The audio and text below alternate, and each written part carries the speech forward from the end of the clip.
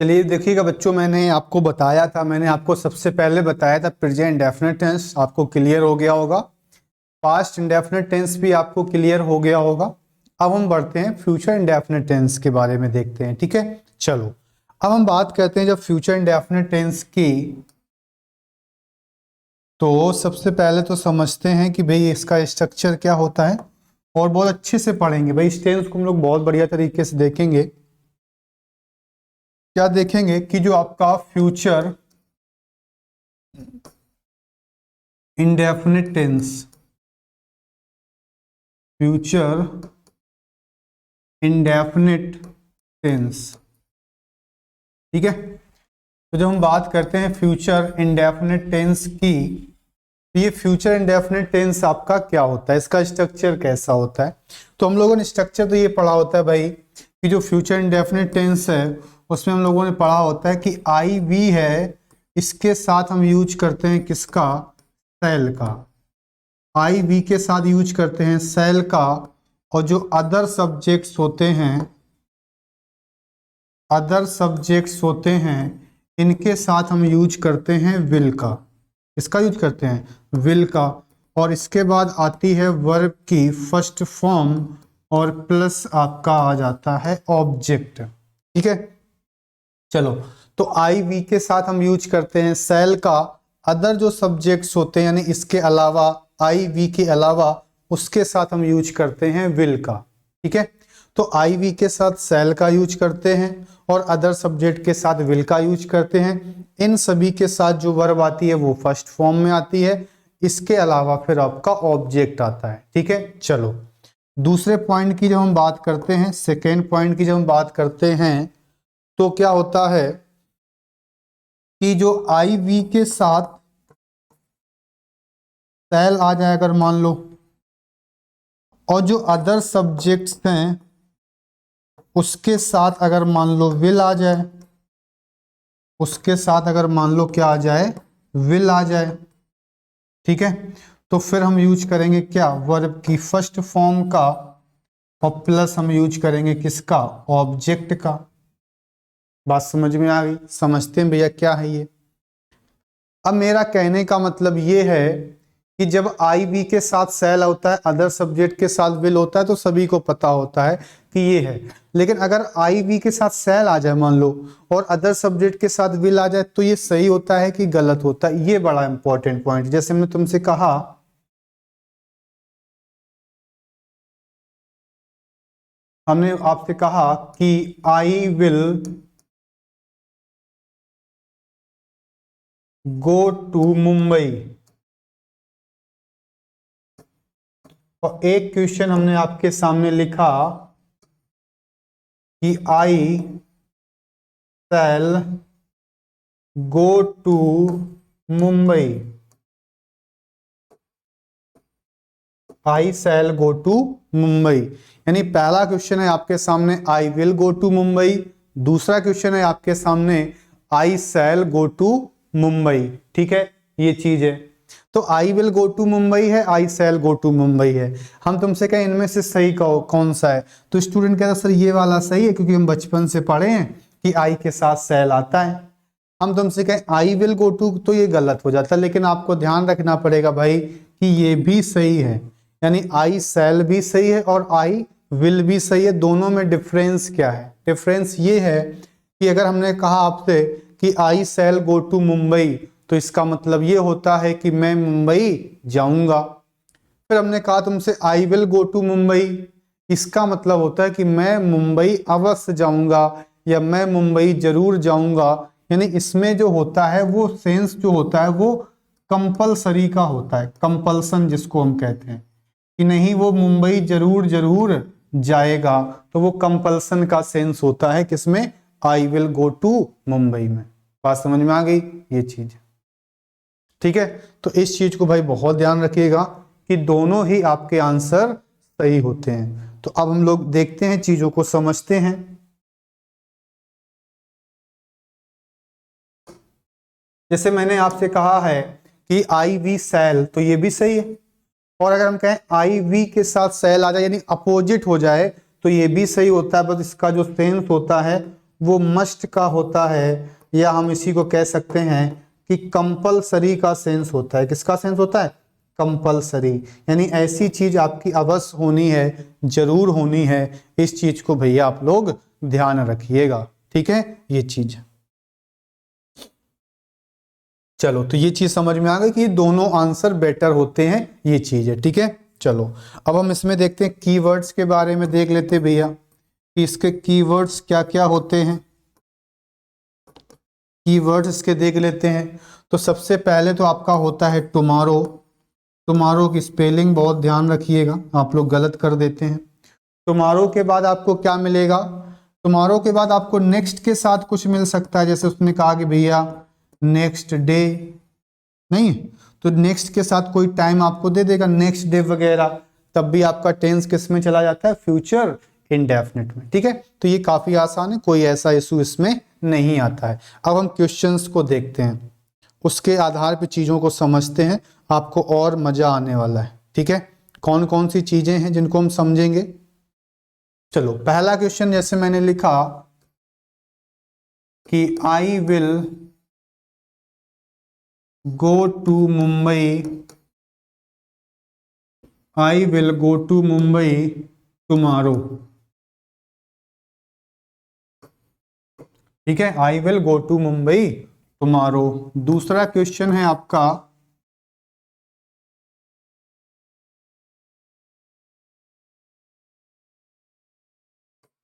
The candidates will या shall bring their admit cards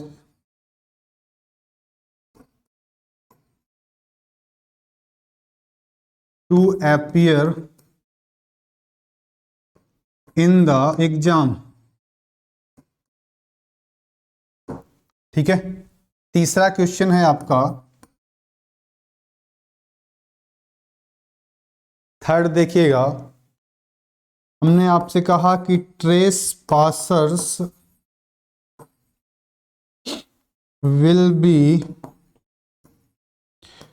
punished, ठीक है। चलो, इसमें भी मैं दोनों ऑप्शंस लिख देता हूं ताकि आपको बेहतर तरीके से चीजें समझ में आ जाएं।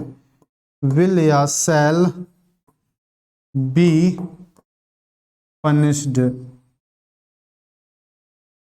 ठीक है, विल या शैल बी पनिश्ड। चौथा क्वेश्चन देखिएगा, मोदी विल विजिट, इसको मैं अलग तरीके से बता देता हूं, पहले यही समझ लेते इतने क्वेश्चन, ठीक है, ये अच्छा है क्वेश्चन। अब देखो समझते हैं। पहला क्वेश्चन लिखा था कि I will go to Mumbai tomorrow, ये हमें दिया था, I will go to Mumbai tomorrow. अब हम अगर आपसे कहें कि I will go to Mumbai tomorrow है, तो ये टुमारो क्या होता है? टुमारो तो फ्यूचर की बात करता है, तो जब फ्यूचर की बात करता है तो फ्यूचर में तो विल आते ही है और गो भी आता है, तो आई विल गो जो लिखा है वो बिल्कुल सही लिखा है, कोई समस्या नहीं, कोई इशू नहीं है, ठीक है। दूसरा क्वेश्चन है द कैंडिडेट्स विल या shall bring their admit cards to appear in the exam, ठीक है। अब कैंडिडेट्स कह रहा है कि वो ब्रिंग कर रहा है अपने एडमिट कार्ड्स को to appear in the exam में, ठीक है। अब एक चीज इसमें ये समझें कि विल लगाएंगे कि शैल लगाएंगे। तो अगर सबसे पहले देखो, जो कैंडिडेट्स है आपका वो अदर सब्जेक्ट है, आई वी तो नहीं है, अदर सब्जेक्ट है। पहली चीज तो यही क्लियर हो गई कि ये जो है वो अदर सब्जेक्ट है आपका, क्या है? अदर सब्जेक्ट है। अब जब अदर सब्जेक्ट दिया होता है हमें, तो ये बताओ जो कैंडिडेट्स होते हैं, जब भी हम लोग कभी कोई एग्जाम वगैरह देते हैं, जब एग्जाम देते हैं तो एग्जाम में क्या होता है, एग्जाम देने में क्या होता है कि एडमिट कार्ड लाना जरूरी होता है कि नहीं जरूरी होता है? भाई उसमें तो मस्ट होता है, कैसा नहीं बिना एग्जाम आप एग्जाम में एडमिट कार्ड ना लाएं और आपको जो है कोई दिक्कत नहीं, भाई आप एडमिट कार्ड नहीं लाए हैं तब भी आप एग्जाम दे लो, ऐसा तो नहीं होता है। यानी एग्जाम में एडमिट कार्ड लाना कैंडिडेट के लिए कंपलसरी होता है। तो जब कंपलसरी होता है, इसका मतलब कंपलसरी में क्या होगा, अदर सब्जेक्ट के साथ हम लोग शैल का यूज करेंगे, तो यहाँ से विल हटा देंगे और आपका आंसर क्या हो जाएगा? शैल हो जाएगा। ठीक है, चलो तीसरा है ट्रेस पासर्स विल या शैल बी पनिश्ड। तो ट्रेस पासर्स को पनिश किया जाएगा। तो क्या होता है, कभी कभी आपने देखा होगा स्कूल्स है, कॉलेज है, पब्लिकली कई सारी बिल्डिंग्स होती हैं, वहां पे क्या होता है, जैसे पब्लिक, जैसे कई सारे आपने देखा होगा पब्लिकली कोई चीज होती है, जैसे गवर्नमेंट कोई ऑफिस है या स्कूल्स है, तो उसमें क्या होता है कई लोग बिना परमिशन के घुस जाते हैं, नहीं होता स्कूल वगैरह हम देखा होगा। तो अगर आप भाई बिना परमिशन के कहीं घुस जाओगे तो वो चीज क्या होती है, तो वहां पे लिख देते हैं कि भैया अगर आप ऐसा करते हो तो आपको सजा दी जाएगी। अब इनमें क्या दोनों में फर्क है, अगर हम कहते हैं विल बी पनिश तो इसका मतलब ये है कि उसको सजा दी भी जाएगी और नहीं भी दी जाएगी। तो अगर हम ऐसा लिख देंगे तो फिर कोई मानने का कोई वही नहीं रह जाएगा। जैसे हम तुमसे कहें कि भैया अगर तुम यहाँ पे गंदगी फैलाओगे तो हम तुम्हें हो सकता है कि सजा दें और हो सकता है कि सजा ना दें, तो फिर उसके मन में तो कोई डर ही नहीं है ना, तो वो तो फिर गंदगी करेगा ही। लेकिन अगर हम उससे ये कह दें कि अगर भाई आप ऐसा करेंगे तो हम आपको सजा अवश्य देंगे, तो जो अवश्य से ही कंपल्सन हो जाता है, कंपलसरी हो जाता है। तो कह रहा ट्रेस पासर्स विल बी या शैल बी पनिश्ड, यानी उनको पनिश किया जाएगा। तो जब कंफर्म है, कंपलसरी है, तो इसका आंसर क्या होगा, trace passers shall be punished. क्या हो जाएगा answer, trace passers shall be punished हो जाएगा इसका सही आंसर। ठीक है, ये चीजें तो यही सारी चीजें होती हैं जो हमें समझनी पड़ती हैं और हमें देखनी पड़ती हैं। ठीक है, चलो अब जो एक क्वेश्चन था जो आपको मैं लिख रहा हूं इसको समझ लो भाई क्या है। जैसे हमने आपसे क्वेश्चन लिखा, हमने आपसे कहा मोदी, फिर हमने लिखा ब्लैंक चाइना, और फिर हम लिख दें आपके सामने नेक्स्ट मंथ। ठीक है, चलो पहला ऑप्शन है आपका विजिट, दूसरा ऑप्शन है आपका विजिट्स, और तीसरा ऑप्शन है आपका विल विजिट, और चौथा जो ऑप्शन है आपका वो है आपका शैल विजिट। यानी ये चार ऑप्शंस हैं आपके सामने। ठीक है, ये चार ऑप्शंस हैं आपके सामने।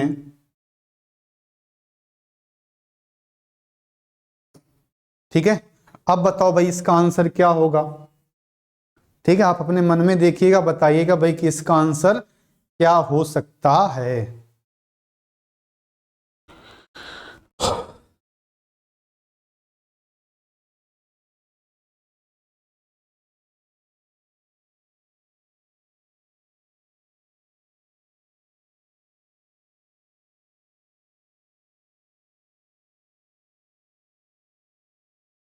एक बार देखिएगा भाई, बताइएगा कि इसका आंसर क्या होगा। बहुत बेहतरीन क्वेश्चन है आपका, जरूर इसमें आपको पहली बात तो आपको इसमें नई चीज सीखने को मिलेगी।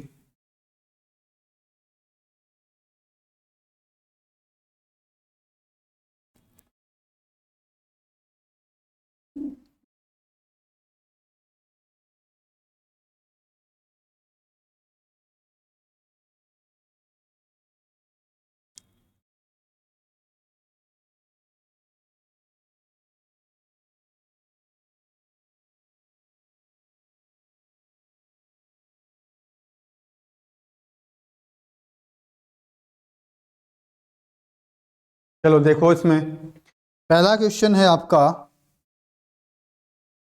लिखा है मोदी चाइना नेक्स्ट मंथ लिखा है। अब हमें क्या लगता है, हमें ये लगता है कि भाई ये फ्यूचर की बात हो रही, नेक्स्ट मंथ दिया है तो नेक्स्ट मंथ में हमें तो ये लगता है कि भाई नेक्स्ट मंथ दिया, इसका मतलब फ्यूचर की बात हो रही है। तो जब फ्यूचर की बात हो रही तो हमें लगता है कि विल विजिट कर दें, या हमको लगता है कि शैल विजिट कर दें।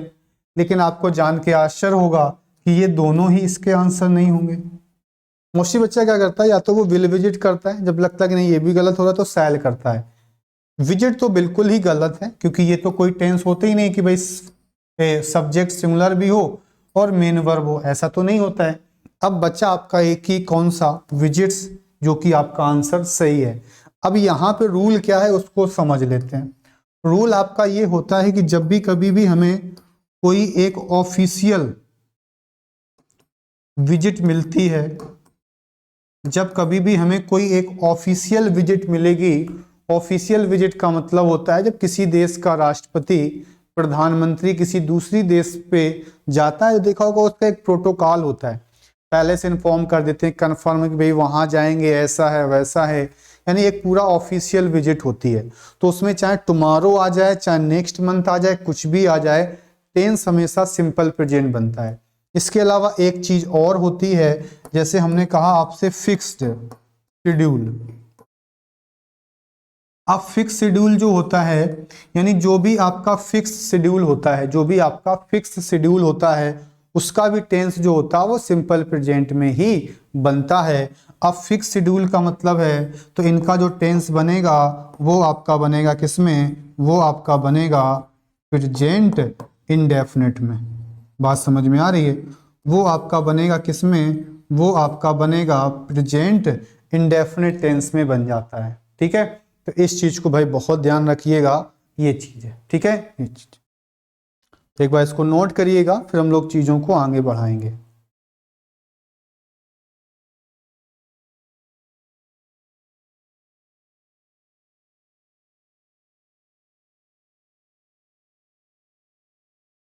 ठीक है, चलो, तो ये आपने नोट कर लिया होगा, हम लोग आगे बढ़ते हैं।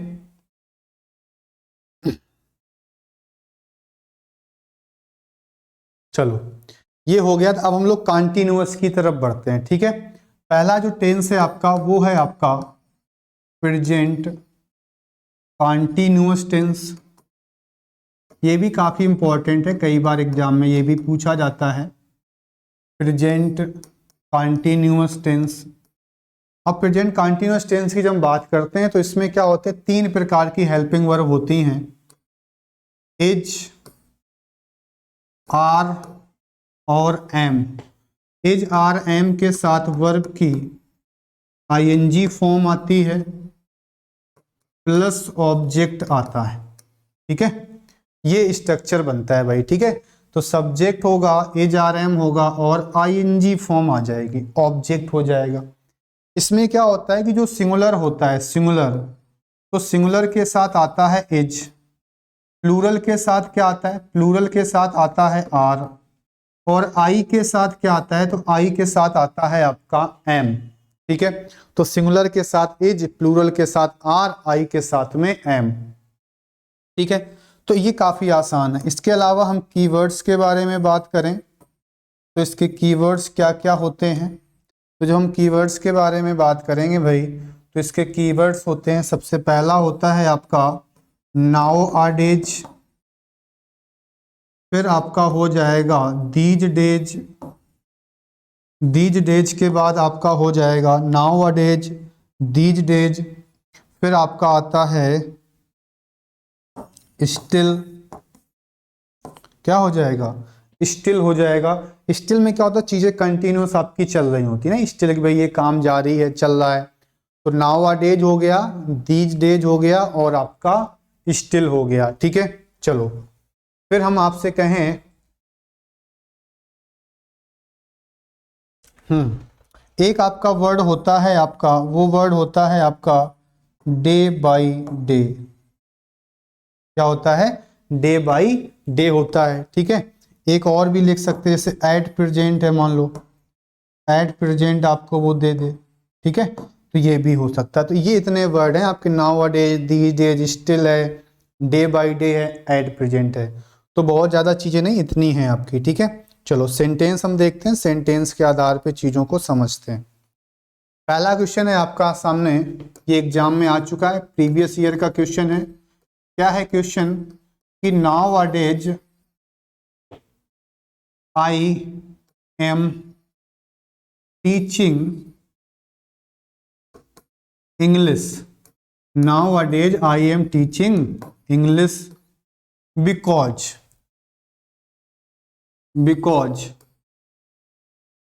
the teacher of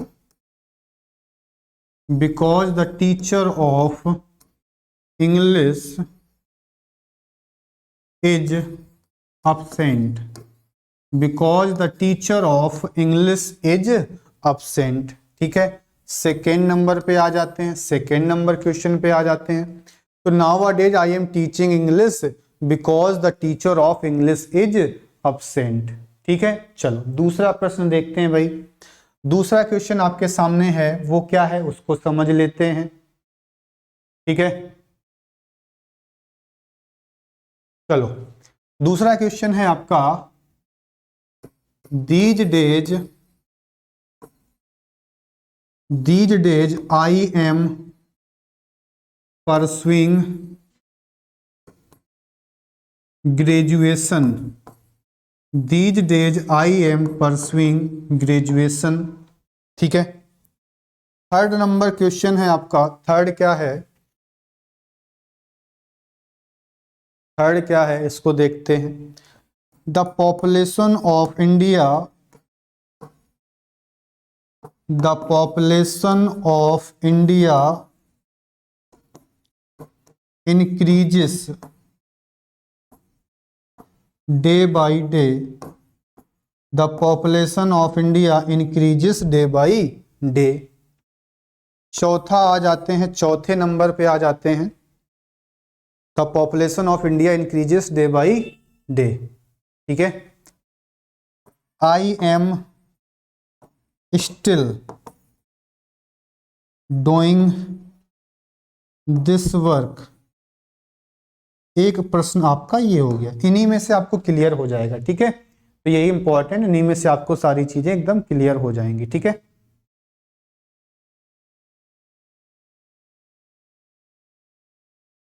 तो पहला है, दूसरा है, तीसरा है और आपका चौथा है।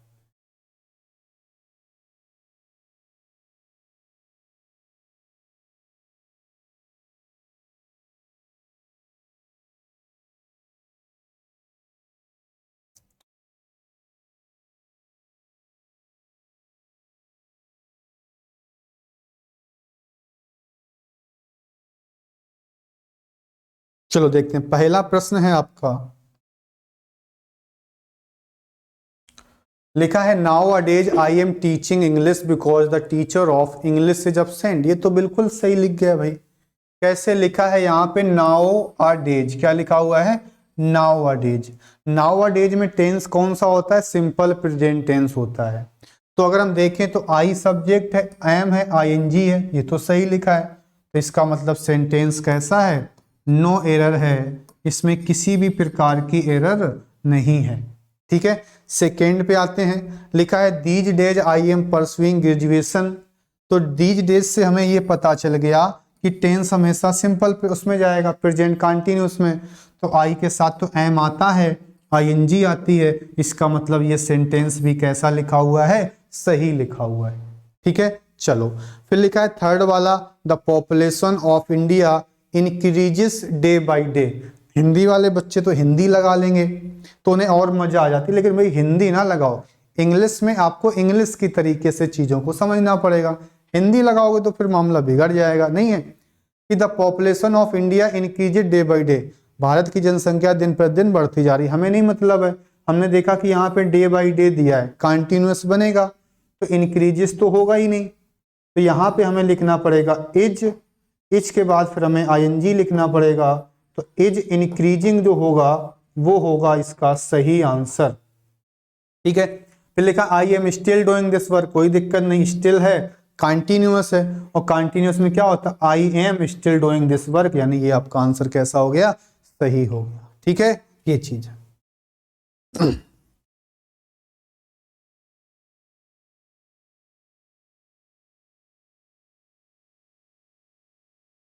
चलो तो भैया ये सब क्लियर हो गया आपको बेहतरीन तरीके से। नेक्स्ट बढ़ते हैं पास्ट कंटिन्यूअस की तरफ। काफी आसान है पास्ट कंटिन्यूअस, तो बहुत आसान है। कैसे आसान है इसको समझ लो पहले। देखो अब जो आपका पास्ट कंटिन्यूअस टेंस होता है,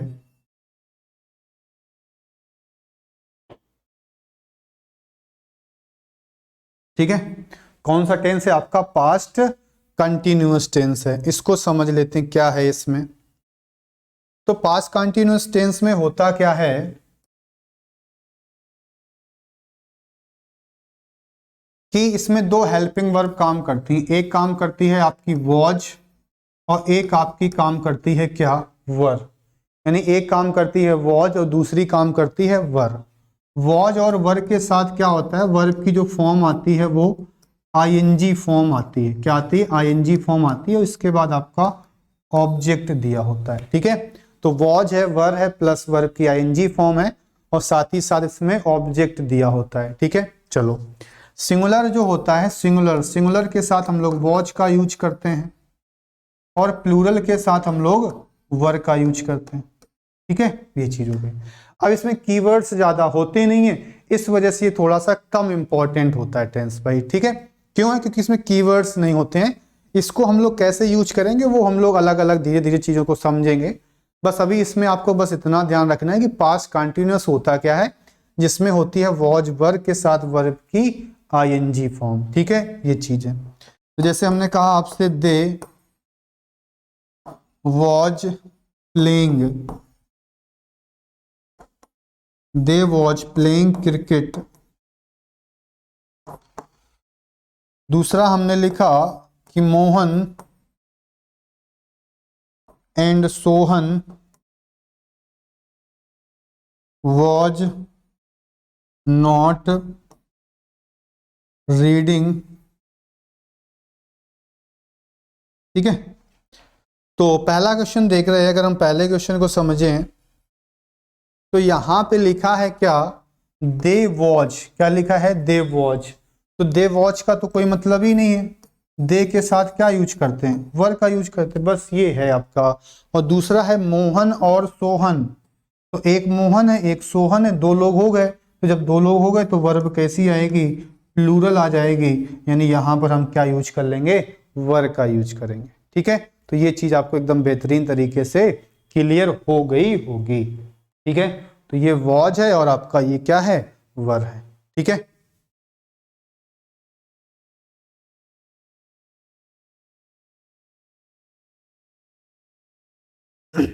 चलो तो अब हम बढ़ते हैं नेक्स्ट टेंस पे। आपका नेक्स्ट आपका टेंस आता है कौन सा, फ्यूचर कंटिन्यूअस। ये भी कम इंपॉर्टेंट है, बस ध्यान रखो। फ्यूचर कंटिन्यूअस होता क्या है,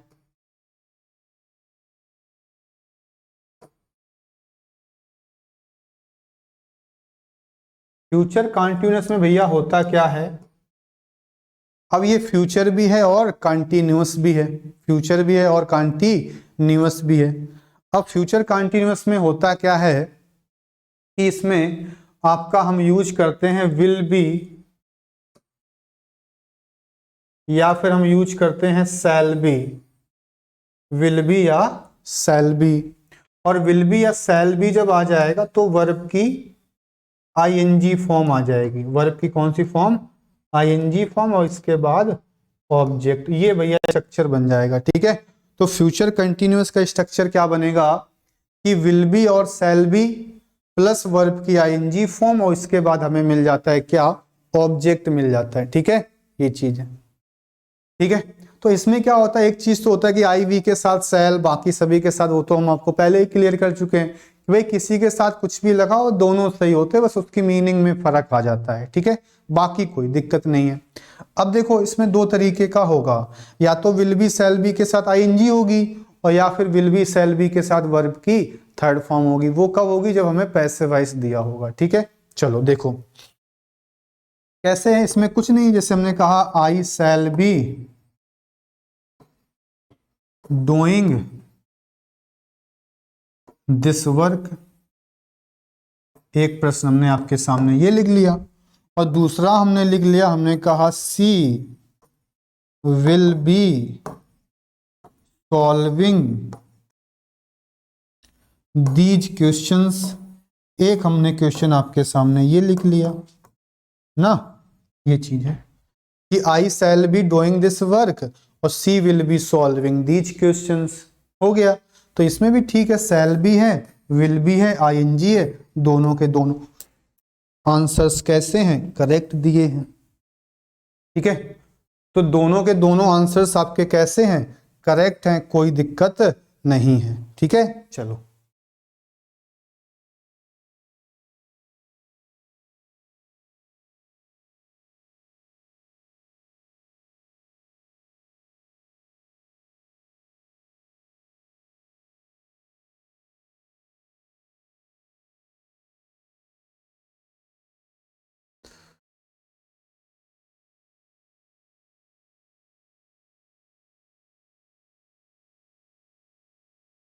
चलो ठीक है, चलो अब हम बढ़ते हैं नेक्स्ट पे। और वेरी इंपॉर्टेंट टेंस है आपका, टेंस का नाम है प्रेजेंट परफेक्ट टेंस। बहुत बढ़िया टेंस है, बहुत इंपॉर्टेंट, ठीक है। चलो टेंस है आपका प्रेजेंट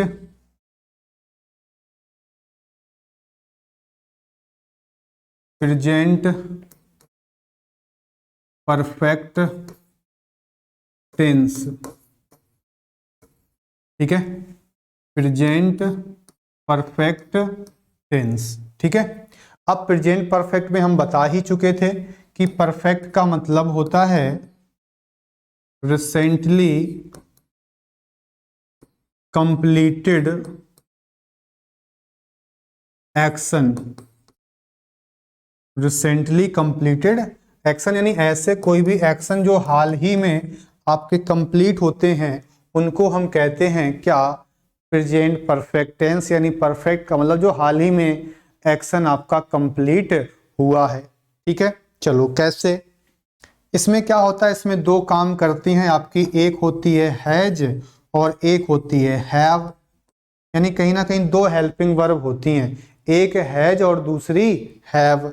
हैज हैव के साथ होता क्या है, वर्ब की थर्ड फॉर्म आती है और इसके बाद आपका जो है वो ऑब्जेक्ट आ जाता है, ठीक है।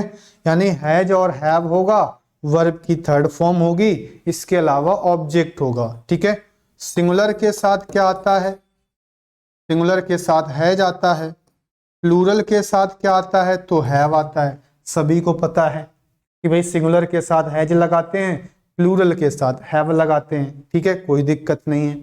अब हम बात करते हैं इसके कीवर्ड्स की, कि इसके कीवर्ड्स क्या क्या होते हैं, इस टेंस के कीवर्ड्स क्या क्या होते हैं। तो कीवर्ड्स के हम बारे में बात करें, यही बहुत इंपॉर्टेंट टेंस है भैया। इंपॉर्टेंट इसी वजह से क्योंकि इसके कीवर्ड्स बहुत बेहतरीन हैं, ठीक है। कौन कौन से कीवर्ड्स हैं, तो आपका रिसेंटली हो जाएगा, लेटली हो जाएगा, ऑफ लेट हो जाएगा, ऑलरेडी हो जाएगा, एक आपका जस्ट हो जाएगा, एक बड़ा प्यारा सा है आपका, वो है आपका यट हो जाएगा, ठीक है। एक और लिख लेना बड़ा अच्छा है, अप टिल नाउ करके, जो आजकल एग्जाम्स में पूछा जा रहा है। तो ये आपके प्यारे से शब्द हो गए। एक आपका हो गया recently, lately, of late, already, just और आपका यट, फिर आपका अप टिल नाउ। तो ये कीवर्ड्स जहां पर भी लगे होंगे वो टेंस आपका बनेगा कौन सा, प्रेजेंट परफेक्ट टेंस आपका बन जाएगा, ठीक है। नोट करिए भाई इसको।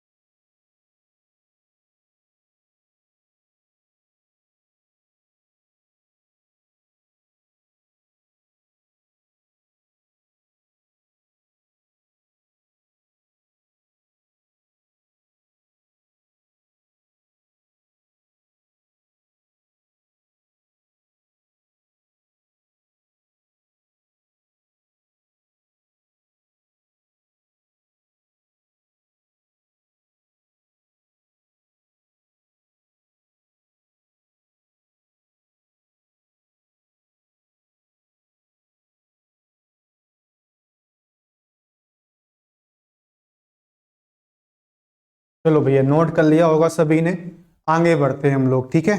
समझते हैं कि क्या क्या इसमें वैरायटी है, क्या क्या चीजें हमें यहाँ से पूछी जा सकती हैं, वो सारी की सारी हम लोग डिस्कस करते हैं।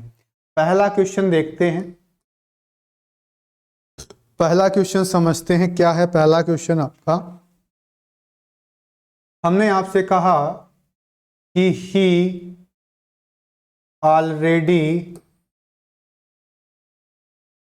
डिड हिज होमवर्क, दूसरा क्वेश्चन हमने लिखा recently I am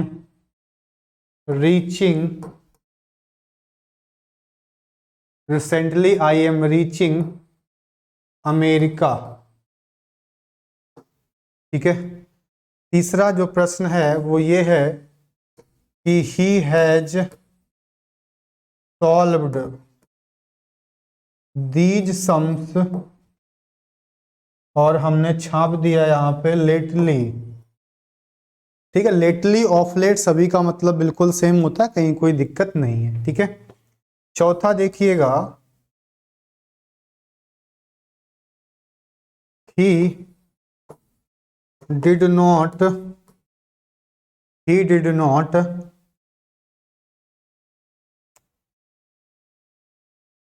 eaten the food, और हमने लिख दिया यहाँ पे ऑफ लेट। ठीक है, ऑफ लेट लिख दिया। 4 प्रश्न हैं आपके सामने। ठीक है, चलो समझते हैं भाई इनको चारों को एक एक करके, क्या है इनका मतलब, कैसे क्या होता है। पहला लिखा था ही ऑलरेडी डिड हिज वर्क, तो हमने देखा कि भैया ये तो ऑलरेडी लिखा है, और जब हमने ऑलरेडी पढ़ा था तो ऑलरेडी में तो टेंस हमारा पास्ट प्रेजेंट परफेक्ट होता है। ये टेंस किस में बना है ये हमें पता, देखो अब देखो टेंस पढ़ लिया तो अब बहुत आसान हो जाएगा सेंटेंस को समझना। तो यहाँ पे देखो सब्जेक्ट है, ये वर्ब की सेकेंड फॉर्म है, इसका मतलब टेंस तो हमारा यहाँ पे पास्ट इंडेफिनिट है। कौन सा टेंस है? Past indefinite. लेकिन हमें बनाना किस में है? हमें बनाना है प्रेजेंट परफेक्ट में। तो जब प्रेजेंट परफेक्ट में बनाना है, इसका मतलब भैया ये तो हो गया गलत। और परफेक्ट में तो वर्ब आती है हैज या हैव, तो सबसे पहले तो हम लिखेंगे ही है सिंगुलर तो हम लिख देंगे हैज, फिर हम लिख देंगे ऑलरेडी।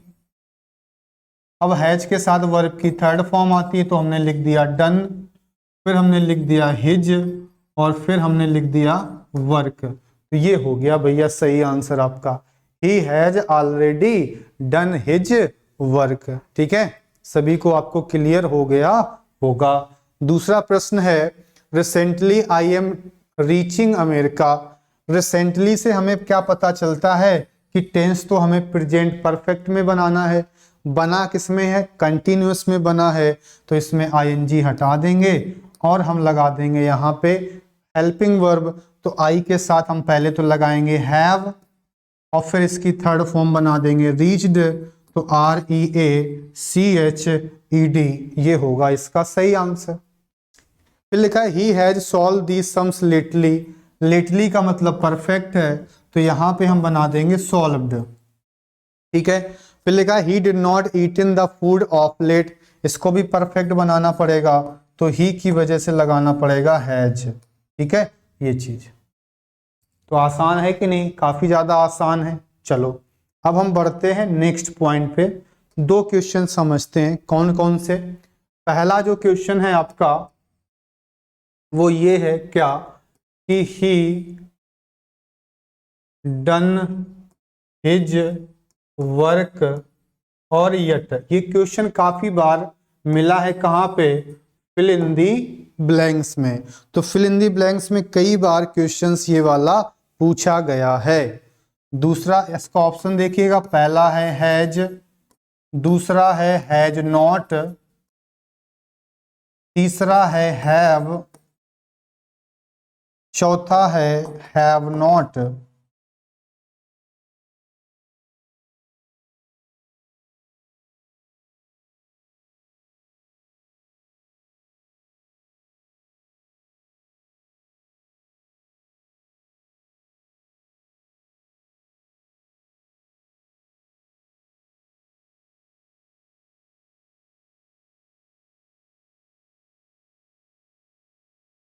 चलो इसका आंसर बताइएगा कि इसका आंसर क्या होगा।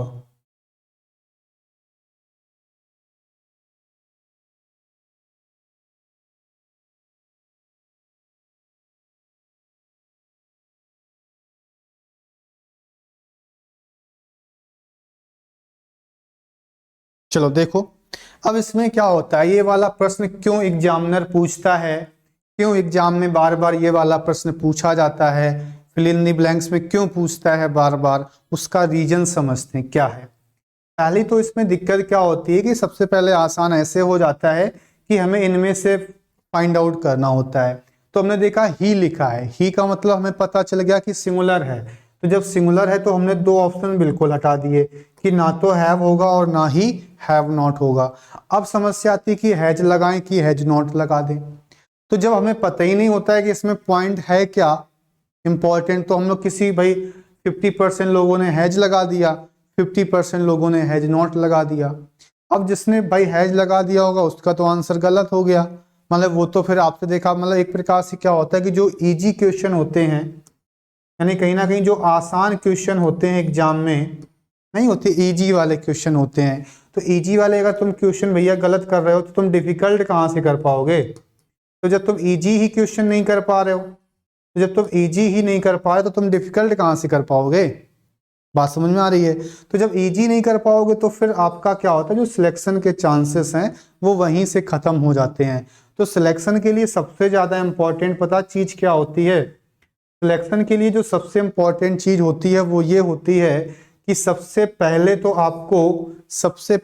आपको क्या होना चाहिए, सबसे पहले तो आपको जितने भी इजी क्वेश्चंस हैं उनके सारे के सारे आंसर सही होने चाहिए। ठीक है, तो जब सभी आंसर सही होंगे तब तुम आप एक लेवल पर पहुंच पाओगे जो और स्टूडेंट्स हैं और जो आपके कंपटीटर हैं। फिर क्या होता है कि जो डिफिकल्ट टाइप के क्वेश्चन होते हैं, जो डिफिकल्ट टाइप के क्वेश्चन होते हैं, यानी मान लो 8 से 10 क्वेश्चन आपके डिफिकल्ट टाइप के हैं, जो थोड़े से डिफिकल्ट हैं, यानी हर कोई नहीं कर पाएगा। तुमने क्या किया कि भैया इसमें से तुमने 10 में से 6 क्वेश्चन कर दिए, 4 छोड़ दिए, कोई दिक्कत नहीं है। बगल वाला क्या था, 50% लोग 70% लोग कर ही नहीं पा रहे हैं इसको, वो मान लो 2 ही क्वेश्चन कर पाए। तो यहीं से होता है आपका सिलेक्शन। तो अगर आपने मान लो डिफिकल्ट वाले क्वेश्चन कर दिए तो फिर आपका सिलेक्शन कोई रोक नहीं पाएगा, ये चीज है। और तुम पता चले तुम इजी ही नहीं कर पा रहे हो तो डिफिकल्ट तो तुम्हें वैसे भी नहीं कर पाना है, तो फिर तुम्हारे जो सिलेक्शन है वो बिल्कुल चला जाएगा, सीधे पता चला जाए कहाँ चला जाएगा तुम्हें खुद ही नहीं पता चलेगा। ठीक है, तो रोल नंबर ढूंढते रहोगे लेकिन रोल नंबर नहीं मिलेगा, इस चीज को ध्यान रखिएगा। ठीक है, कई बार देखो वो पेपर तो बहुत आसान आया था, है कि नहीं, और हमने क्वेश्चन भी पूरे के पूरे कर दिए थे, लेकिन रोल नंबर नहीं मिल रहा है। तो रोल नंबर मिलेगा थोड़ा तुम्हारा, तो इस चीज को ध्यान रखिएगा भैया। तो अब हमने समझना क्या था, समझना हमको ये था कि जो यट होता है, ये क्या होता है यट। यट की एक खासियत हमने तुमको बताई थी कि भैया यट वाला टेंस किस में बनता है, परफेक्ट में बनता है। यट वाला किस में बनता है, परफेक्ट में बनता है।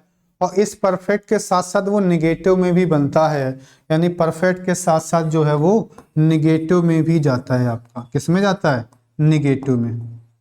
तो जब वो निगेटिव में चला जाएगा इसका मतलब है कि अब हमें कन्फर्म हो गया कि निगेटिव होता है, तो इसका मतलब हैज भी खत्म हो गया, आंसर क्या चला गया, हैज नॉट। तो इसका जो आंसर सही हो गया वो हैज नॉट हो गया। अब आपको बात बिल्कुल समझ में आ गई होगी, अब तुम्हारा ये क्वेश्चन कभी गलत नहीं होगा। ठीक है, नोट कर लो भैया इसको।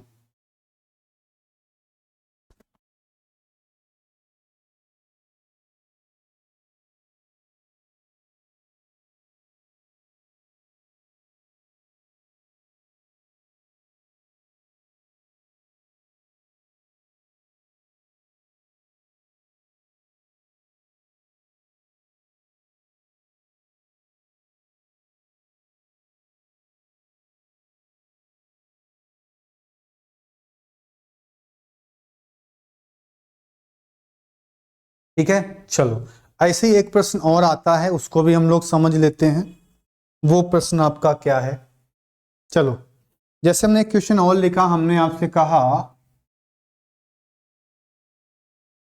क्वेश्चन नंबर कौन था ये वाला, अच्छा वो अलग से करा दिया था, वैसे तो चौथा था, फोर्थ, ये हो गया था आपका फिफ्थ, इसको फिफ्थ नंबर कर लीजिएगा। और फिफ्थ के बाद आते हैं 6 नंबर पे। ठीक है, 6 नंबर क्वेश्चन हमने लिखा कि you have completed this work ठीक है, ये चीज है। तो पहला ऑप्शन हमने लिखा कि जस्ट हैव, दूसरा ऑप्शन हमने लिखा हैव जस्ट, तीसरा हमने लिखा जस्ट हैज, और चौथा ऑप्शन हमने लिखा हैज और आपका जस्ट। ठीक है, ये इस तरीके का क्वेश्चन जो है वो सीपीओ के पेपर में आया था, इसमें आया था सीपीओ के एग्जाम, ऐसा नहीं कि आया था, और भी आते हैं भैया, हर बार पूछा जाता है कहीं ना कहीं, लेकिन सीपीओ के पेपर में आया तो एक बच्चे ने पूछा था कि भाई सर ये सीपीओ के पेपर में आया तो इसका हमें आंसर नहीं समझ में आ रहा है, यानी जो हमने किया है वो इसका आंसर है नहीं, तो आंसर गलत है कि हम गलत हैं। तो मैं देख के ही बता देता हूँ भैया आंसर थोड़ा गलत होगा, तुम ही गलत होगे, है कि नहीं। अगर तुम गलत ना होते तो तुम पास ना हो जाते, है कि नहीं। तो ये चीज है आपकी।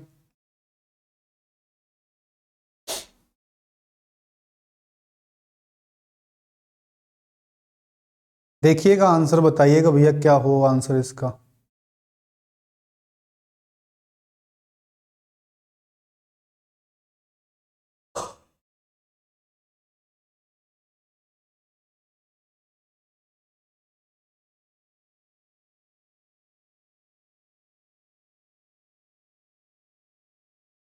चलो देखते हैं, लिखा है you have completed this work. ठीक है, तो just have just, just has just. पहले तो यहां से देखोगे कि यहां पे क्या लिखा है, यू लिखा है, क्या लिखा है यू। तो यू लिखने का मतलब ये है कि एक चीज तो क्लियर हो गई कि इसका हैज का आंसर तो नहीं होगा, ना तो ये होगा और ना ही ये होगा। अब समस्या है कि जस्ट हैव हम करें या हम हैव जस्ट करें, तो होता क्या है कि हमें ये वाला ज्यादा सही लगता है क्योंकि बोलने में कि बड़ा अच्छा लग रहा है, जस्ट हैव बोलने में बड़ा अच्छा लग रहा है, तो यही है। लेकिन इसका जो रियल आंसर है वो ये है क्या, have just completed, just finished. होता क्यों है ऐसा, ये समझ लेते हैं। जस्ट जो होती है आपकी वो एक एडवर्ब होती है, जस्ट आपकी क्या होती है, एक एडवर्ब होती है। इसकी खासियत क्या होती है कि जो इसकी पोजीशन है वो होती है हमेशा मेन वर्ब से पहले, इसकी जो पोजीशन है वो होती है हमेशा मेन वर्ब से पहले। ठीक है, इसकी पोजीशन कहाँ होती है, वो आपकी होती है मेन वर्ब से पहले। बात समझ में आ गई। तो जस्ट एक एडवर्ब है जिसकी पोजीशन है वो होती है मेन वर्ब से पहले। ठीक है, बस कोई दिक्कत ही नहीं थी यहाँ पे। अच्छा अच्छा, थोड़ा सा मामला बिगड़ गया था यहाँ पे, ये नहीं होना चाहिए था। ठीक है, तो यहाँ पे हमने देखा कंप्लीटेड लिखा है, तो कंप्लीटेड थर्ड फॉर्म है यानी मेन वर्ब है कि नहीं, तो इसके पहले जो है वो जस्ट आएगा। क्या आएगा, जस्ट आएगा। तो जस्ट आने का मतलब क्या है, सेकेंड वाले ऑप्शन में लिखा था, इस वजह से आपका दूसरा आंसर सही है, हैव जस्ट। आपने कई बार देखा होगा I have just finished, just finished, तो ये भी आपका सही हो सकता है। ठीक है, ये चीज है। चलो एक बार इसको नोट करिएगा, फिर हम चीजों को आगे बढ़ाते हैं।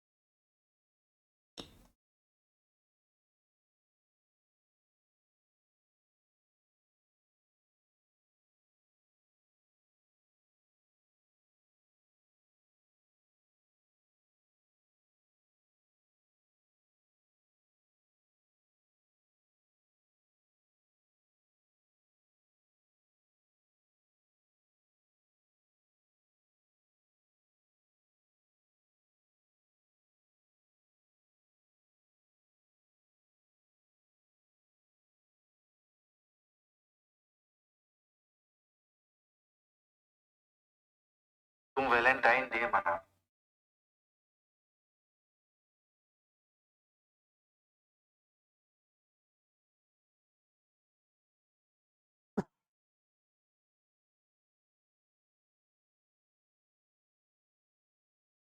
ठीक है, चलो भाई बढ़ते हैं आगे, समझते हैं अगला टेंस आपका कौन सा है।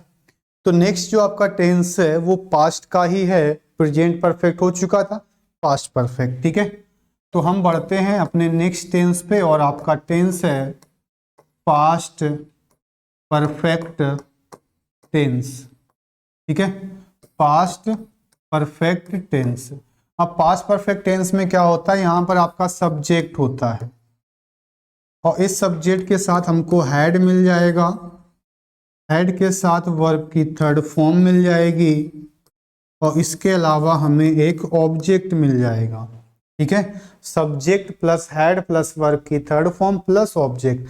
इसमें कोई खास कीवर्ड्स नहीं होता, इसका हम जब हम आपको एक जैसे आपका टेंस ऐसे कंप्लीट हो जाएगा, इस टेंस के कंप्लीट होने के बाद फिर हम आपको एक चीज बताएंगे, वो हम बताएंगे आपको मिसलेनियस वाली।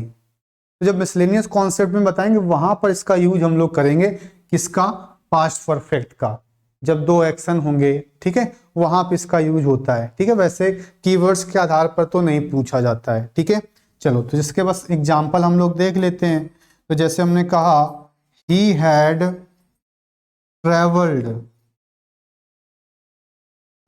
Travelled all over India. तो वो ऑल ओवर इंडिया वो ट्रेवल कर चुका है, कोई दिक्कत नहीं है। दूसरा हमने लिखा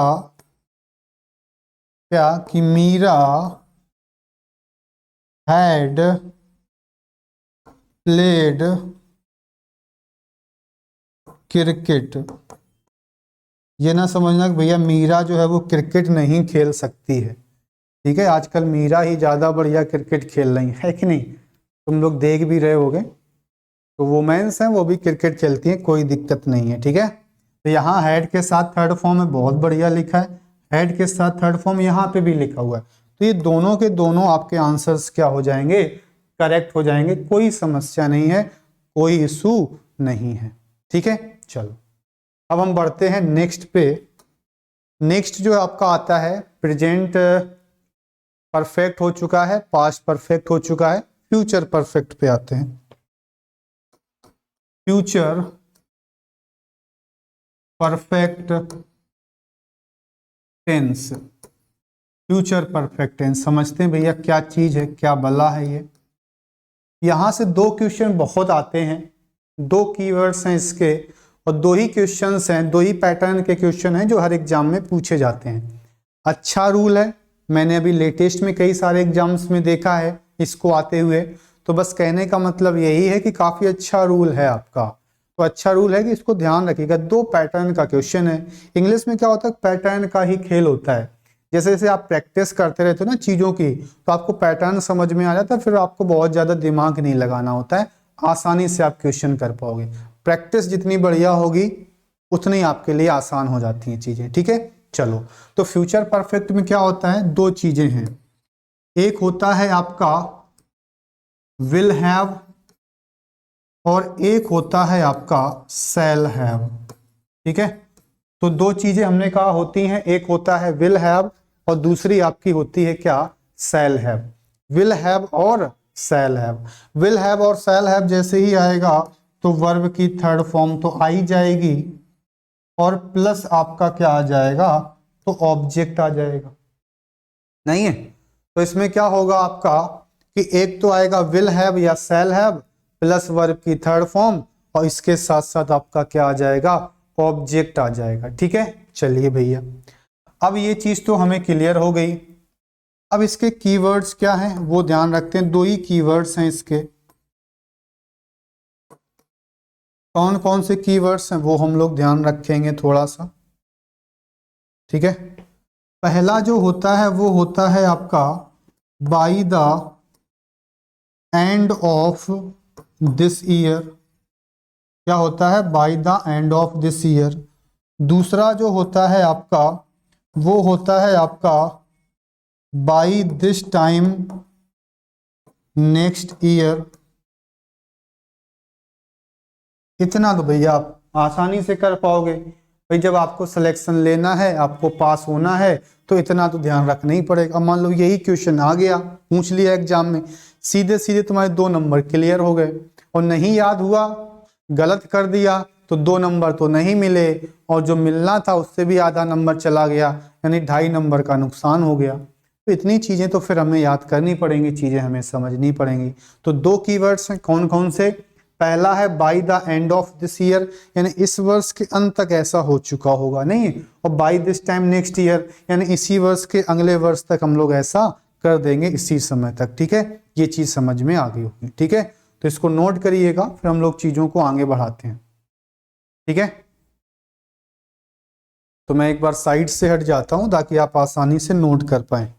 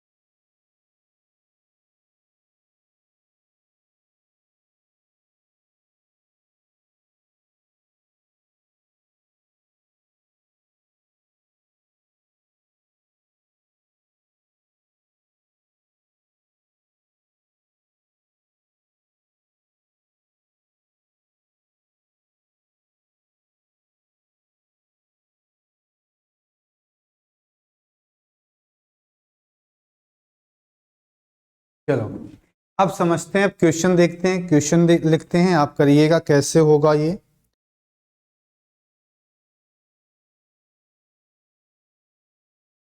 पहला क्वेश्चन है आपका,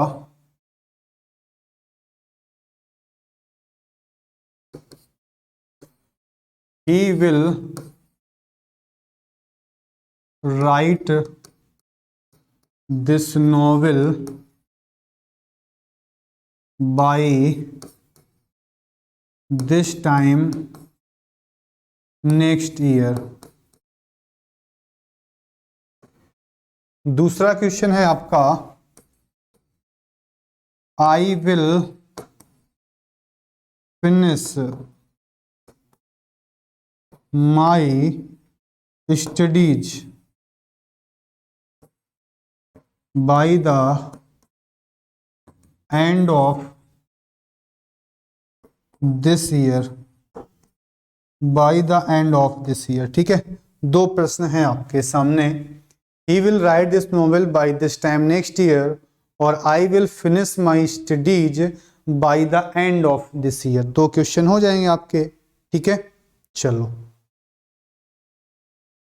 अगर हम पहले ही क्वेश्चन को समझें तो लिखा है he will write this novel by this time next year, तो हमने देखा कि यहाँ पर हमें by this time next year लिखा मिल रहा है। हमें क्या मिल रहा है? हमें मिल रहा है by this time next year लिखा मिल रहा है। ठीक है, by this time next year मिल रहा है। तो by this time next year जब लिखा होता है तो फ्यूचर में जाता है, और फ्यूचर में नहीं, फ्यूचर परफेक्ट में जाता है। फ्यूचर तो लिखे ही हुआ है तो फ्यूचर परफेक्ट इसको बना डालते हैं, तो इसका हो जाएगा विल हैव, और यहाँ पे राइट ना होकर के क्या हो जाएगा? रिटन हो जाएगा। ठीक है, he will have written this novel by this time next year. ठीक है, I will finish my studies by the end of this year. अब यहाँ पे लिखा है by the end of this year. अब by the end of this year जब लिखा होता है तो फ्यूचर परफेक्ट में जाता है, तो इसको फ्यूचर परफेक्ट बना डालेंगे, तो विल की जगह हो जाएगा विल हैव, और फिनिश ना होकर के हो जाएगा आपका आंसर क्या? फिनिश्ड। ठीक है, तो he I will have finished my studies. बात समझ में आ गई? चलो मैं एक बार साइड में हो जाता हूँ, आप आसानी से इसको लिख लीजिएगा। ठीक है, यही 2 आते हैं पेपर में।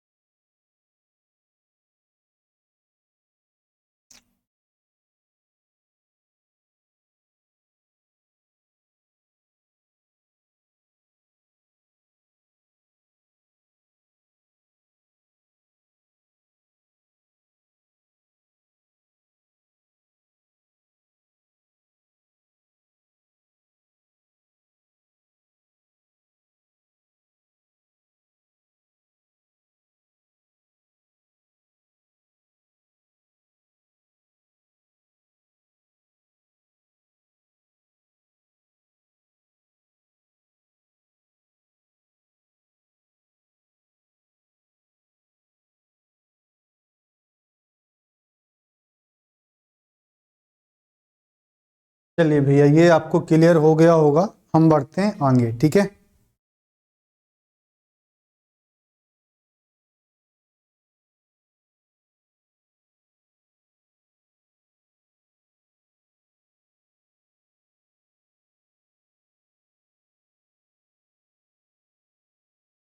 चलिए भैया, नेक्स्ट जो आपका टेंस आता है वो भी बहुत इंपॉर्टेंट है। टेंस है आपका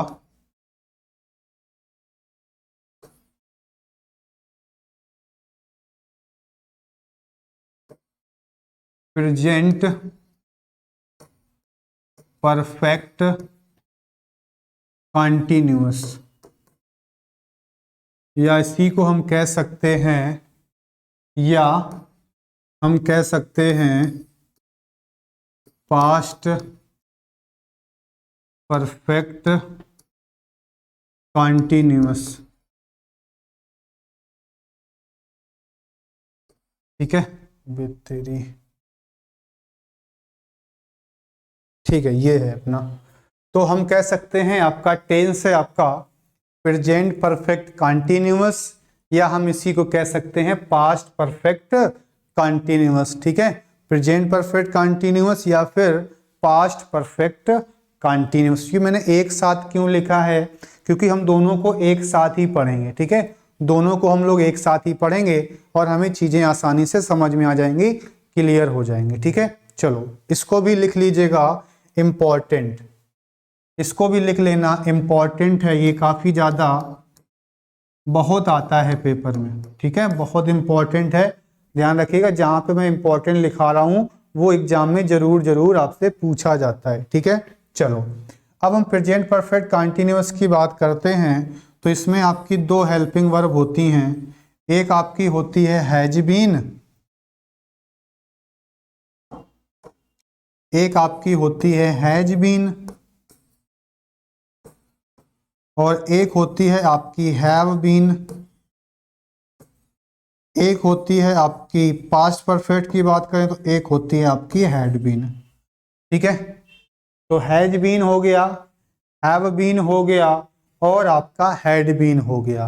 इन तीनों के साथ वर्ब कौन सी फॉर्म में आता है, तो वर्ब आती है आपकी आईएनजी फॉर्म में, वर्ब आती है आपकी आईएनजी फॉर्म में। इसके बाद क्या आता है, तो इसके बाद जो आता है वो आपका ऑब्जेक्ट आता है।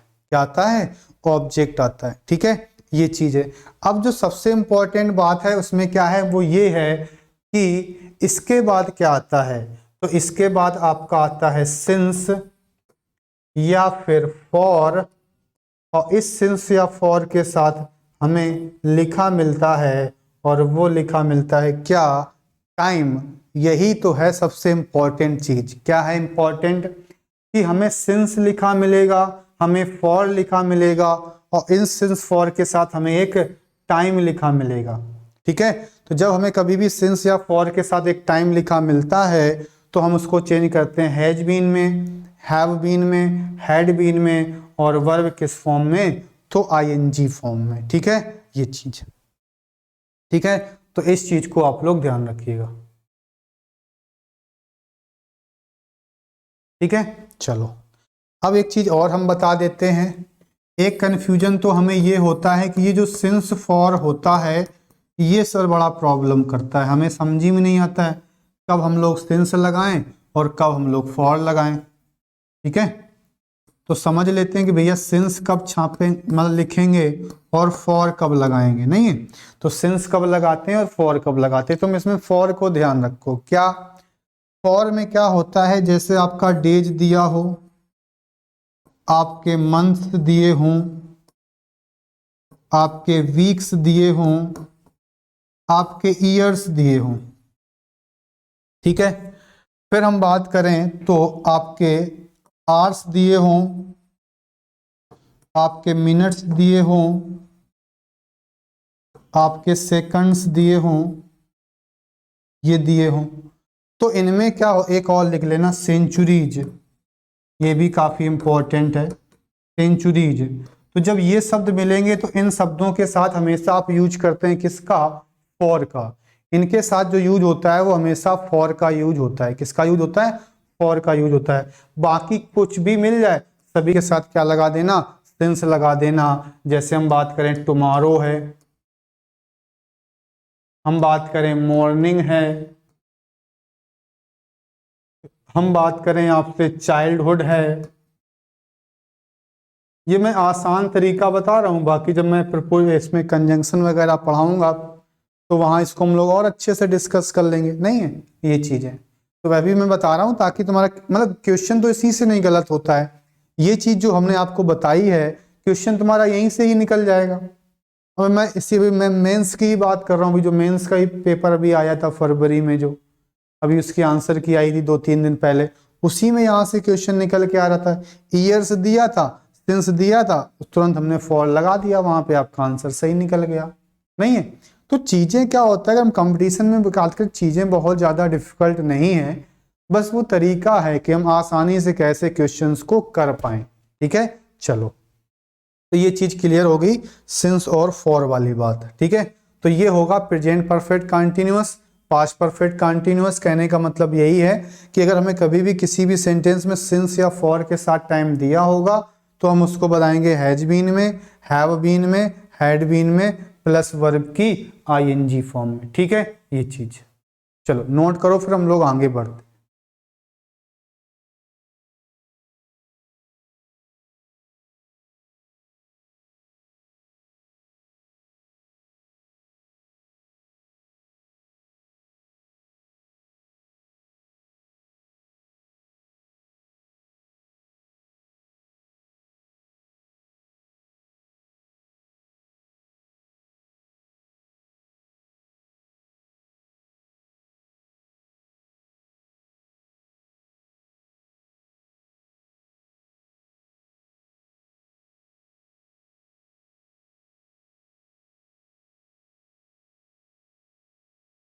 ठीक है भाई, चलो तो ये अपने नोट कर लिया होगा।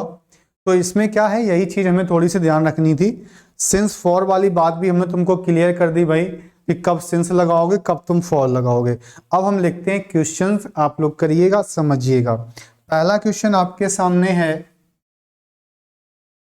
पहला क्वेश्चन है आपके सामने, वो ये है कि I am living in Kanpur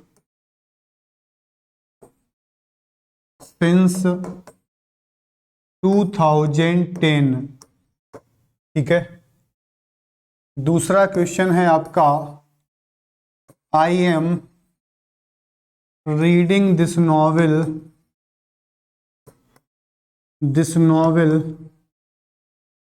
for 3 hours। तीसरा क्वेश्चन है आपके सामने, तीसरा क्वेश्चन है आपके सामने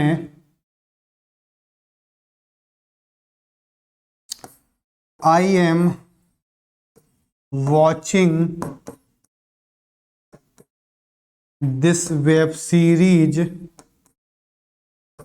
बहुत आराम आराम से चीजों को समझते हुए हम लोग चलेंगे कि आई am watching this web series, और हमने लिख दिया सिंस, और फिर हमने लिख दिया मॉर्निंग।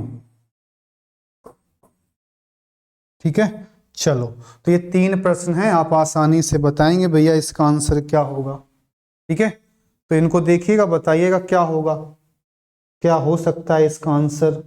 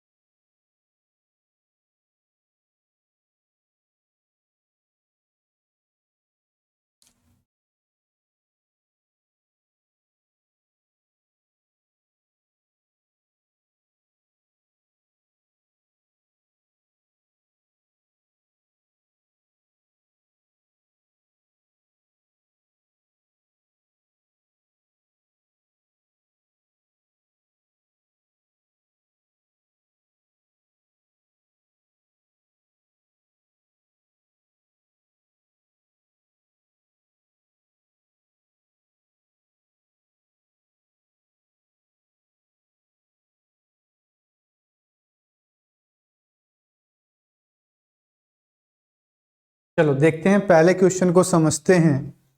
लिखा है I am living in Kanpur since 2010 लिखा हुआ है। अब I am living in Kanpur since 2010, तो यहाँ पे हमने देखा कि सिंस लिखा है और सिंस के साथ में हमको दिया है 2010 दिया हुआ है, तो ईयर्स मंथ ये तो है नहीं, तो इसका मतलब सिंस बिल्कुल सही लिखा है।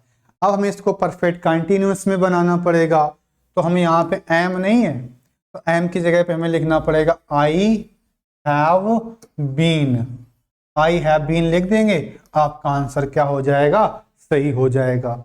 दूसरा प्रश्न है I am reading this novel for 3 hours, तो यहां पर हमने लिखा है फॉर 3 आवर्स, तो फॉर 3 आवर्स है तो परफेक्ट कंटिन्यूअस बनेगा, तो आई के साथ हो जाएगा आई हैव बीन, तो I have been reading this novel for 3 hours हो जाएगा। ठीक है, ये चीज है। फिर I am watching this web series since morning, तो इसमें भी क्या होगा, इसका भी जो आंसर होगा वो होगा I have been watching this web series since morning. ठीक है, तो ये चीज आपको इतनी बातें क्लियर हो गई होंगी कि हमें क्या क्या चीजें हैं, कैसे हमें चीजों को समझना है, कैसे हमें करना है। ठीक है, ये चीज।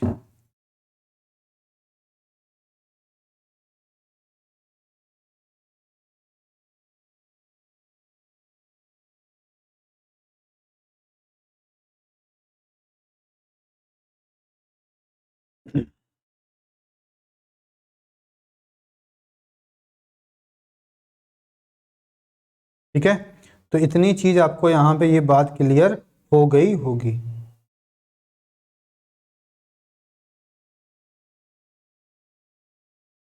चलो इतना नोट कर लो, फिर हम लोग थोड़ा सा और इसी में कुछ क्वेश्चन करते हैं।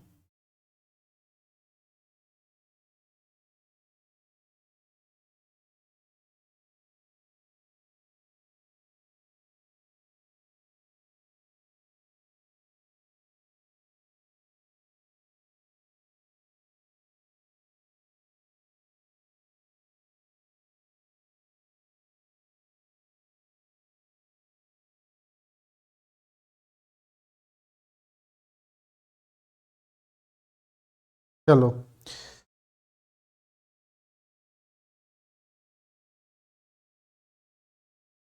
फोर्थ नंबर है, फोर्थ नंबर क्वेश्चन क्या है आपका,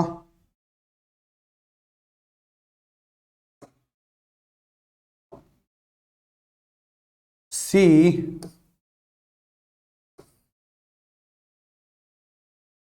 this TV serial is going on for 3 year, यानी ये 3 साल से जो है टीवी सीरियल्स जो है वो चल रहा है। ठीक है, बहुत बढ़िया चीज है, फिर तो कोई दिक्कत नहीं है। 5 पे आ जाते हैं, she and her sister worked in this company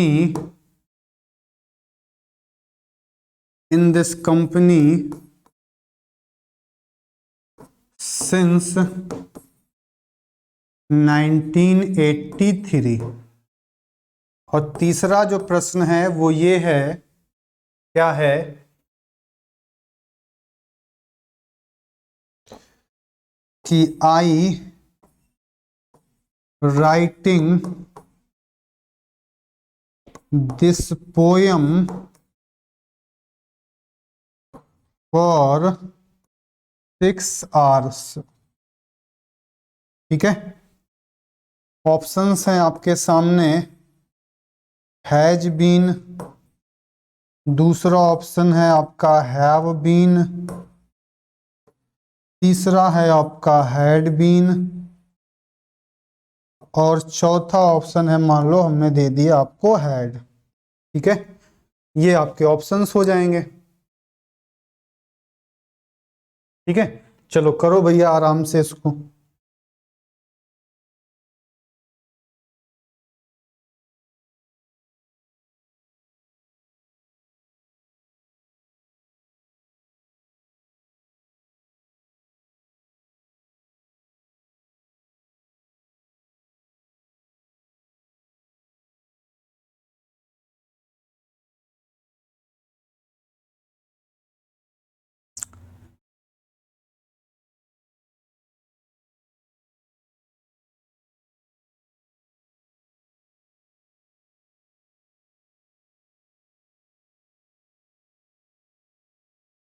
ठीक है भाई, चलो देखते हैं क्वेश्चन नंबर 4 को देख लेते हैं। 4 क्या कह रहा है, ठीक है। लिखा है this TV series going on for 3 years। कोई दिक्कत नहीं है भैया, कोई दिक्कत कैसे नहीं है, वो इस तरह ऐसे नहीं है कि हमें यहाँ पे दिया है 4 के साथ में 3 years दिया है। तो जब 4 के साथ 3 years दिया, इसका मतलब परफेक्ट कंटिन्यूअस हो जाएगा। तो यहाँ इज ना होकर के आंसर क्या हो जाएगा, हैज बीन। क्या आंसर हो जाएगा, हैज बीन हो जाएगा। 5वां है she and her sister work in this company since 1983। यानी सिंस के साथ हमें दिया है 1983। तो इसका मतलब यहाँ भी परफेक्ट कंटिन्यूअस बनाएंगे तो यहाँ पर होगा she and her sister have been और फिर हम कर देंगे यहाँ पे वर्किंग। ठीक है, ये हो जाएगा। तीसरा क्वेश्चन हम लोग समझते हैं कि आई writing this poem for 6 hours। तो यहाँ फॉर के साथ हमें 6 hours दिया हुआ है, तो इसका मतलब हमें कंटिन्यूअस बनाना पड़ेगा। अब इसमें दिक्कत ये है कि हेड वाला तो बिल्कुल खत्म हो गया। क्यों खत्म हो गया, क्योंकि हेड के साथ तो थर्ड फॉर्म आती है। अब आई के साथ हैज बीन भी खत्म हो गया। अब आंसर हैव बीन करें या हम ऑप्शन हैड बीन करें, इसमें बड़ी दिक्कत होती है, नहीं है। तो इसको भैया समझ लो कैसे, कभी भी तुमको देखो दोनों सही है, हैव बीन भी सही है और हैड बीन भी सही है। तो कभी भी तुम्हारे पेपर में ऐसा क्वेश्चन आ जाए और दोनों आंसर सही हो जाएं, हैव बीन वाला भी सही हो जाए, हैड बीन भी सही हो जाए, उस कंडीशन में तुम करोगे क्या, हमेशा जो प्राथमिकता दोगे, प्रेफरेंस दोगे, वो हमेशा प्रेजेंट वाले को दोगे। ये बहुत इंपॉर्टेंट बात है, हमेशा प्रेफरेंस किसको दोगे, तो प्रेजेंट वाले को प्रेफरेंस दोगे। ये बहुत इंपॉर्टेंट चीज है, ठीक है। चलो, तो ये आपने नोट कर लिया होगा, इतनी बात आपको समझ में भी आ गई होगी, ये चीज है, ठीक है। तो ये 6 नंबर क्वेश्चन था आपका, नहीं है। चलो, एक पॉइंट हम लोग एक चीज और पढ़ लेते हैं और सीख लेते हैं, वो क्या है, वो ये है, क्या है। जैसे हमने कहा कि आई एम knowing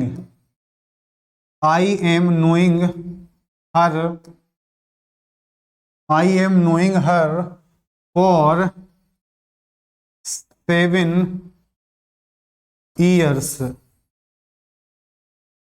ठीक है, I am knowing her for 7 years। ये हमने आपको दे दिया कि I am knowing her for 7 years। हम कहें भैया इसका आंसर क्या होगा, आप बता पाएंगे?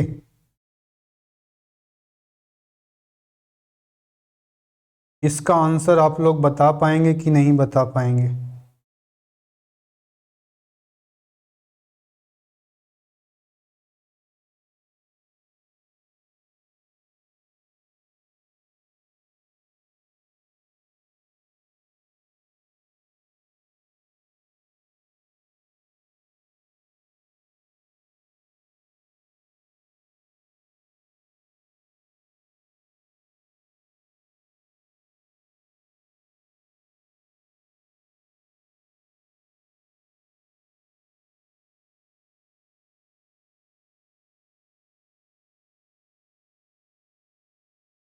चलो देखो, इसको समझते हैं। ये वाला जो क्वेश्चन है, मैं इसको थोड़ा सा और डिफिकल्ट अगर करना चाहूँ आपके लिए, तो मैं क्या कर सकता हूँ, मैं यहाँ पे एम को हटा सकता हूँ और मैं यहाँ कर सकता हूँ कि I have been knowing her for 7 years। हमने वालों ऐसे लिख दिया, थोड़ा सा और अच्छे से लिख देता हूँ मैं इसको, कि चीजें इसमें बड़ी जानदार हैं आपकी, जो आपको समझ में आएगी कि इसकी इंपॉर्टेंस क्या है, ठीक है। तो हमने लिखा है कि सेंटेंस आपका है कि I have been knowing her for 7 years। ठीक है, ये चीज। अब ये जो प्रश्न है आपके सामने, इसको जब मैंने एग्जाम्स में दिया, या मैं कह सकता हूं कि कई बार मुझे दिखा या मैंने बच्चों से पूछा कि बताओ बच्चा भाई इसका आंसर क्या होगा, तो कहता सर जी इसका जो आंसर है वो नो एरर होगा, यानी इसमें कोई भी गलती नहीं। हमने कहा क्यों नहीं गलती है, क्या देखो फॉर के साथ में क्या दिया है, 7 years दिया है, ठीक है। ठीक है। तो जब फॉर के साथ टाइम दिया होता है तो हम क्या लगाते हैं, हम लगाते हैं हैव बीन और वर्ब की आईएनजी फॉर्म। सब कुछ तो लिखा है, तो जब सब कुछ लिखा है तो इसका तो आंसर होना चाहिए क्या, नो एरर होना चाहिए। यही थोड़ी सी इसमें दिक्कत हो जाती है। दिक्कत क्या है, पॉइंट क्या है समझने वाला, उसको हम थोड़ा सा समझ लेते हैं। अब क्या दिक्कत है इसमें, क्या समझने वाली चीज है, वो ये है कि ये जो नो लिखा है, नो के साथ में जो आईएनजी लिखा है यही गलत है। यानी कभी भी तुम एग्जाम में ध्यान रखना, एग्जाम में कंपटीशन में कभी भी तुमको मेन वर्ब के रूप में कभी भी नोइंग मिल जाए, समझ जाओ तुम्हें गलती मिल गई, वही आंसर लगा दोगे, तुम्हारा आंसर एकदम सही हो जाएगा। ठीक है, तुरंत आंसर आपका क्या हो जाएगा, सही हो जाएगा। अब कैसे, इसको थोड़ा समझ लेते हैं। ठीक है, तो हमने लिखा नोइंग है, तो नोइंग आपका क्या हो जाता है, गलत हो जाता है। ठीक है, ठीक है, चलो तो नोइंग जो है वो उसको समझ लेते हैं। तो हमने कहा कि जो कुछ वर्ब होती हैं आपकी, क्या होती हैं, कुछ वर्ब ऐसी होती हैं जिनके साथ हम लोग कभी भी आईएनजी का यूज नहीं करते हैं। कुछ वर्ब ऐसी होती हैं जिनके साथ हम कभी भी आईएनजी का प्रयोग नहीं करते हैं। मतलब क्या होता है कि अगर तुमने उसका आईएनजी बना दिया, या हम कह सकते हैं कि तुमने उसका कॉन्टिन्यूअस टेंस मान लो बना दिया, तो अगर तुमने उसका कॉन्टिन्यूअस टेंस बना दिया तो फिर वो गलत हो जाएगा। क्या हो जाएगा, वो गलत हो जाएगा। यानी कहीं ना कहीं उसका हम लोग कॉन्टिन्यूअस टेंस बना ही नहीं सकते हैं। तो आप ऐसे भी कह सकते हो कि सीधे सीधे आपके 6 टेंस ही नहीं बनेंगे, केवल 6 टेंस ही बनते हैं। ठीक है, तो 6 टेंस नहीं बनेंगे, केवल 6 टेंस आपके बनेंगे। बस ये कौन कौन सी वर्ब है, एक तो आपकी होगी सी, फिर आपकी हो गई नो, बिलीव, अंडरस्टैंड, ओन। ठीक है, तो सी है, नो है, बिलीव है, अंडरस्टैंड है, ओन है, बिलोंग है, ठीक है, लव है और आपका हेट है। ठीक है, तो लव है आपका और आपका क्या हो जाएगा, हेट हो जाएगा। ये चीज ध्यान रखना। तो इनमें क्या होता है कि इसके साथ आईएनजी नहीं लगता है। ठीक है, तो जब आईएनजी नहीं लगता है तो इसका मतलब कंटिन्यूअस टेंस हम लोग बना नहीं सकते हैं। तो इसमें हम लोग करेंगे क्या कि इसको हम लोग बना देंगे किसमें, इसको हम बना देंगे परफेक्ट में। किसमें बना देंगे, परफेक्ट में। तो जब परफेक्ट में बनाओगे तो इसको कैसे आंसर इसका करोगे, इसका जो आपका आंसर है वो क्या हो जाएगा, इसका आंसर सही होगा, वो होगा I have known, I have known her for 7 years। तो ये होगा इसका सही आंसर। तो इसमें आपको इंपॉर्टेंट पॉइंट क्या याद रखना, वो ये ध्यान रखना है क्या कि अगर हमें कभी भी सिंस या फॉर मिलता है, सिंस या फॉर मिलता है, तो इसके साथ हम लोग परफेक्ट तो बनाते ही हैं, और साथ साथ हम लोग उसको परफेक्ट कॉन्टिन्यूअस में भी बना देते हैं। परफेक्ट के साथ साथ उसको परफेक्ट कॉन्टिन्यूअस में भी बना देते हैं। तो ये चीज हमें थोड़ी सी ध्यान रखनी पड़ेगी। ठीक है, तो ये 2 पॉइंट है आपके जिसको हम आसानी से चीजों को समझ सकते हैं। ठीक है, तो ये जो टेंस वाला टॉपिक था ये आपका कंप्लीट हो चुका है। इसमें कुछ 4 रूल जो आपके जो मिसलेनियस वाले होते हैं, 4 रूल जो आपके मिसलेनियस वाले हैं, उसको हम लोग नेक्स्ट क्लास में जो है वो डिस्कस करेंगे। ठीक है, तो जो 4 रूल्स हैं जो मिसलेनियस वाले हैं उसको हम लोग नेक्स्ट क्लास में डिस्कस करेंगे। ठीक है, तो ये जो आपका टॉपिक है वो आपका कंप्लीट हो चुका है। ठीक है, चलिए तो आपके लिए थैंक यू, और फिर हम लोग जब नेक्स्ट क्लास करेंगे तो वो भी हम लोग सारी चीजें पढ़ेंगे। ठीक है, ठीक है, चलिए भाई।